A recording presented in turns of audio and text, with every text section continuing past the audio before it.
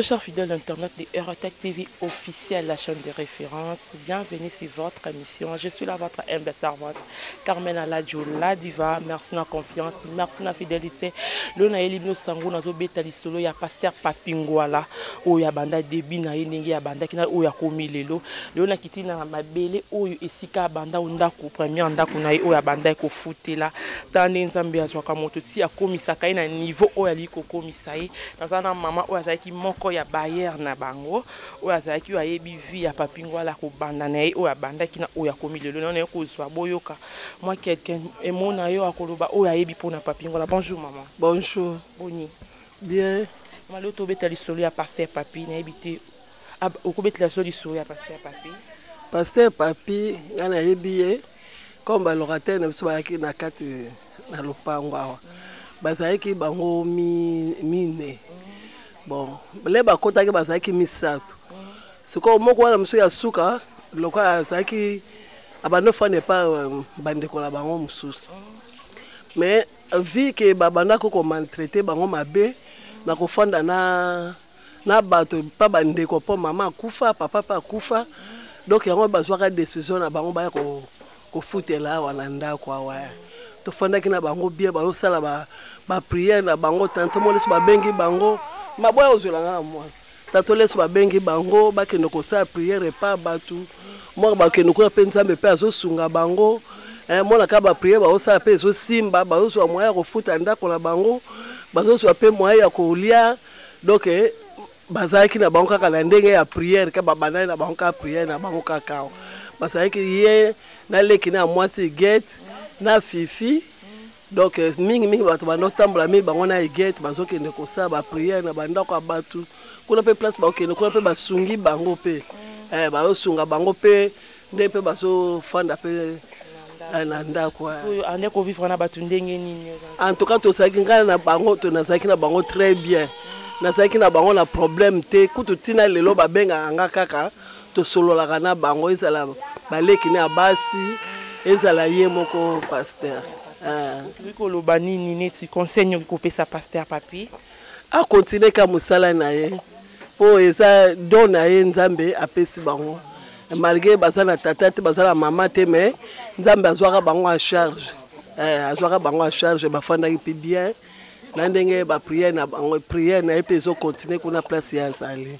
Merci maman de préciser. Merci maman. OK, on tozala ki na barrière ya pasteur Papingwala o ya pesi ba témoignage ya pasteur Papi boyoki bomoni ke ndenge ya banda ki na nzambe atombola zo continuer ka malgré azui malgré akomi o yaza azo continuer ka ba œuvre ya nzambe mutabonga ta moto ya ko féliciter ya ko bois ki la ba fleur parce que awuti na ye banda na source ya parti ti da tomboli na niveau wana et da témoignage munene ya kolanda o ya ko salila là tozo continuer pour doit préciser ba détail ya pasteur Papi tozo ko ba peut ba suivre ba détail za pena moko o ya bingami na kombo ya mora nzinga e pa vanda ki na ba pasteur Papi o ya moko ya bivi ya moi papa pour ba détail. Bonjour Marie. Bonjour. Boni. Malam.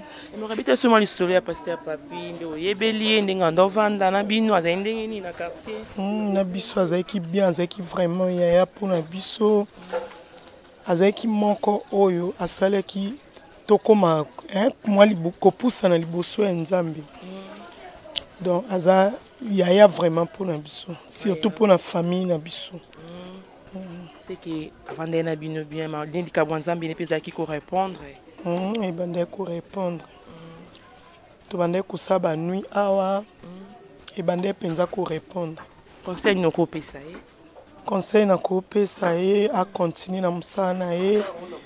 En tout cas toyebi o ya zala toyebi na ndenga komi a continuer na musana ya kende liboso atosa toujours nzambe na ba point nyonso. Merci Marie. Merci.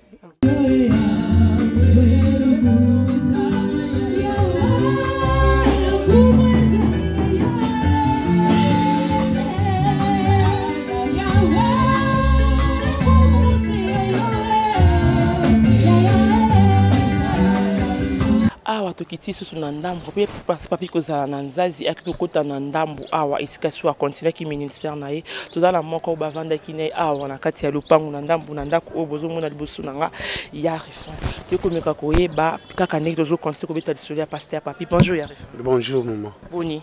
Bien. Oko ça sonne pasteur papi avant dana bino awa. Bon, papa pasteur papi avant d'agina biso tozalaki bien likambute ninite nandenga ya voyager pays nandenga babimi nando bakina bango na lemba. Bon, tu sais que tu vivras bien libota moko.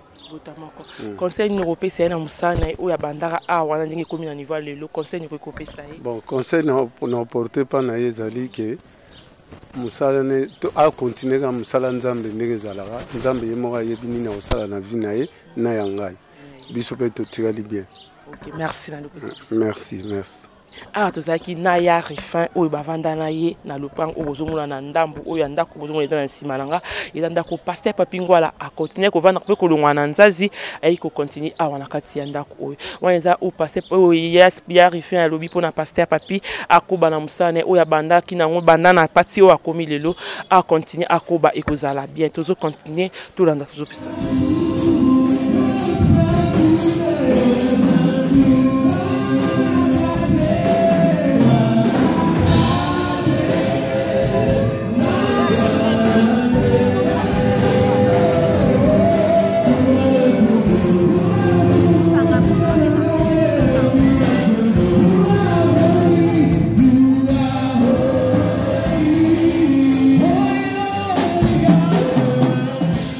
Tozana pasteur Eric ou aza pasteur les messagers iska ou pasteur papi ngwala banda qui ko prier yango le te ko suba point de vue à pasteur Eric. Bonjour pasteur. Bonjour maman. Boni. Ça va. Le pasteur Eric to tuna pona pasteur papi ngwala na génération na ye azala ki ndenge ni pa banda. Ndeko lelo azali so na Kinshasa te ndeko lelo azana mboka bapaya. Na Kinshasa a évolué mingi na église les messagers du Christ divin o ezali awa na Kinshasa plus précisément na commune ya Yangaba. Na génération na ye azaki déjà na basigne moko particulier o yebande ko laksake aza vraiment un serviteur de Dieu. Donc là on a pour le moment yango wana et lelo na ndenge tozomona basigne wana na bomo inaye na ministère na ye place aza ko évoluer na États-Unis. Na si lelo banani baza fidèle na génération ni tolo basela kanzambe.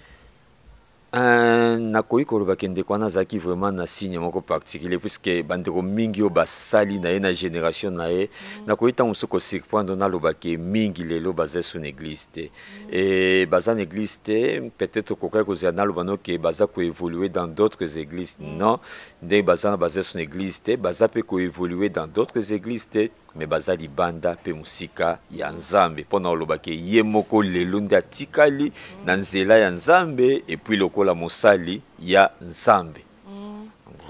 Okopesa conseil nini na ndenge zokobalwa na mosala nzambe?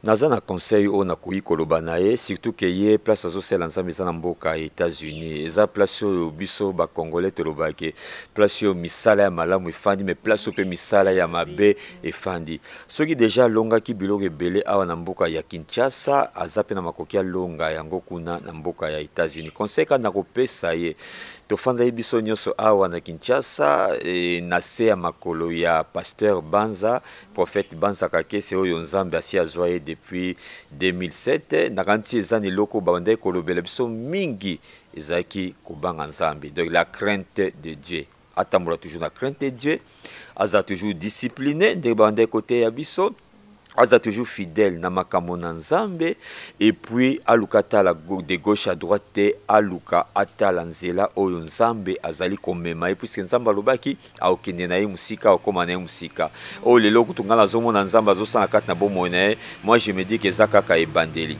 aza na une longue route aza na chemin moko mulai donc atikala kaka na o nzambe alobaki na ye asimba yango pe asalela yango akomona lisusu d'autres miracles et makambo bien et Rolanda. Merci pasteur mot de la fin partout. Mot de la fin zaka na remercier maman na musala na yo na o sali ya koya kokutana na ngai pona tozwa moi temps oyo na remercier yo nzamba bénir équipe na yo pe nzamba bénir ba o nyonso ba kolanda biso na zoro bana bango na sukake moko na moko abongama Jésus revient bientôt ne soyons pas distraits tobongama vraiment mikolo eza mabe ezaka problème ya RDCT eza na mokili mobimba misala molili etelemi mingi mais tobongama mpona toyebi ngonga te toyebi ntango te mais Jésus revient bientôt. Merci pasteur. Merci maman, matondi mingi pana. Antozaki na pasteur Eric Oyakambaka église les messagers de Christ par le week-end. Jésus ne revient bientôt, tout se préparer à être bientôt oya lobité mais ya lelo. Oyo to continuer ko ba to continuer. Bonne soirée papi voilà. Bye. Zoto na pesa kiyo. Olingaki basi ya mileleo. Zoto na pesa kiyo. Olingaki nitukana lolenge nyonso ye nzoto ngai na pesa kiyo olataki na mbaya zano nzoto pesa kiyo lelo yo keina. On avait cette continuer histoire ya pasteur Papingwala tozana o ya bengami Iget Mayele o ya za petite sœur ya Papingwala te pe kozmeka kosola na ye avec la solution ya pasteur Papi ndenge ya bandaki ndenge ya zaka ko conclure moi mukie na moi lisona so bandai ko beta na ko beta ngona Iget Mayele. Bonjour sœur. Bonjour. Bonne santé. Oui, ça va par la grâce de Dieu. O ya geto beta lisoya ya Papi peut ça témoignage ya Papi. Témoignage na ye aza grand frère na biso aîné. Tokoli na ye ensemble, toza tobotami na libota 5 personnes. Yaza grand frère na biso aîné. Ya biso nga aza lokola dans la troisième mais lokola nzambe azwaki grande sœur alandaki akufaki na tikala deuxième pour na ye. Donc toza baleki na biso mibale Fifi Mayele, Mayele. Oui, bah papi ndenge ya bandaki mo likabona ya nzambe ozuko balelo. Et abandaki kaboni uta kala parce que tokutana na makambo ebele o esaki non esalaki toyeba nzambe wana. Donc toleki ba parcours milai. Donc yoko se yoko sala ke non nzela na yende biso pe toyeba nzambe donc yazaka musala azaka ko nzambe nyonso na kati ya musala nzambe na église des messagers azaki wana toujours pour na conserver nzambe nzambe soka chili kaboni pa ya moto mona na kaka continuer toujours kabonaye plus de rose révélation o nzambe ya kosala ke non aza mosabe ya bien ke mosali na ye nde kosala ke non ayeba nzambe na mozindo o ya yebi lelo et na nzela biso to bénéfice pe grâce pour to yeba nzambe donc tozaki bato moko oyo mokili ta muso etangelaki biso mabe mokili talaka ndenge vie eza bareto pour la famille africaine et ça la rappelle que le blanc muso senga ke non fo nzambe na mozindo bon soki na nzela na ende biso to yeba ki pe nzambe la section nzela lo sambo et sunga ki biso pe biso to yeba nzambe na mozindo parce que soki est vraiment zaki na bonzambe te metam sous les to tenga maki mais soki le to yeba nzambe na nzela ya pasteur Papi tu conseil ni ko pesa ye conseil to ko pesa ye lokola conseil zaki non a demeurer toujours kana maloba nzambe asa la kan nzambe wana parce que eloko leki nzambe na sa moyo ezate soki toza otoza lelo eza grâce ya nzambe wana za lola Jésus Christ otondimelaki. Donc, nous allons continuer toujours comme ça, l'Anzambe. Pasteur Papi, Kokoba toujours dans Nzambe, parce que Nzambe wana futaka, biso bandeko na yo to baleki na yo, toza wana to yebi Nzambe na nzela na yo, olobaka pe na part Nzambe ezokokisama.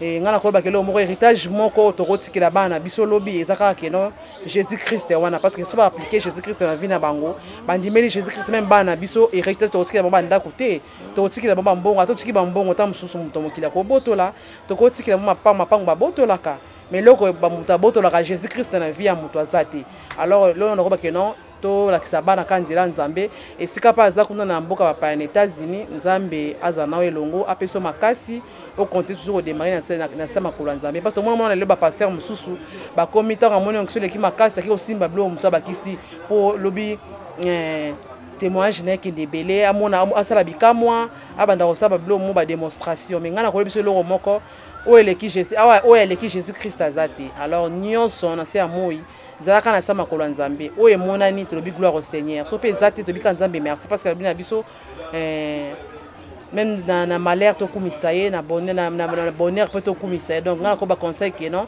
ko baka ko za liboso na sama kola Jésus Christ landa ka nzela na ye ko bakisa ngone lo mususu te zoka Jésus Christ na uti na biso mosike ska to uti ko bana ye elongo ko sala te que non otenga ma biso baninga musu batengami to ko baka ko lobana par nzambe do ya nzamba peso makasi oko baka ko nini ko démérer kaka na sama kola Jésus Christ.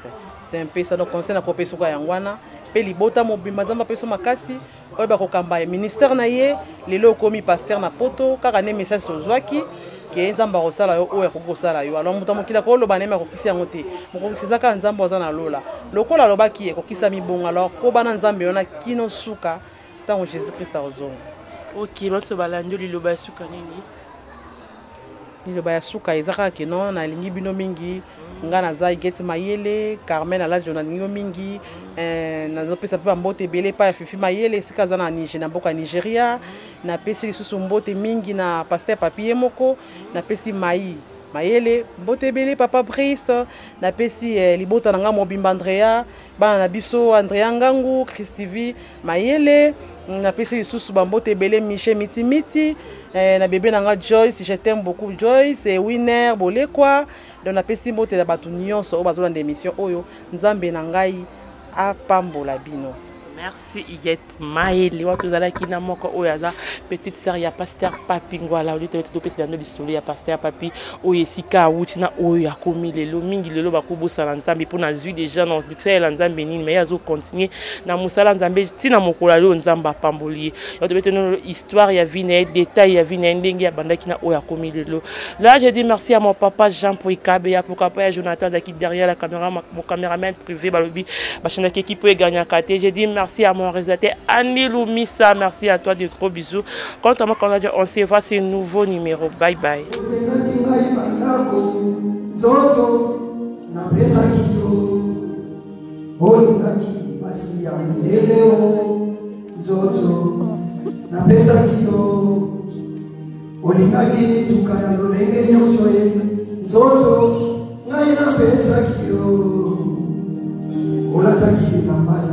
Zalo, toto, esakio.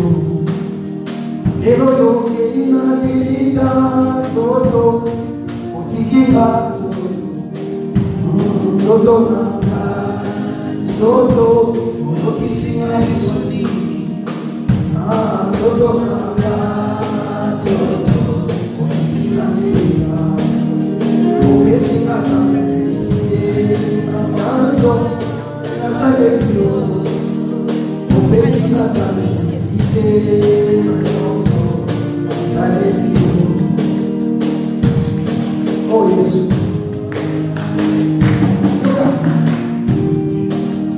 tango ya kokende na tango ya tameto, yo okolenga, kona kotala bandika na pasi, yo bafatike. Bona musafira toto, maison est bébé,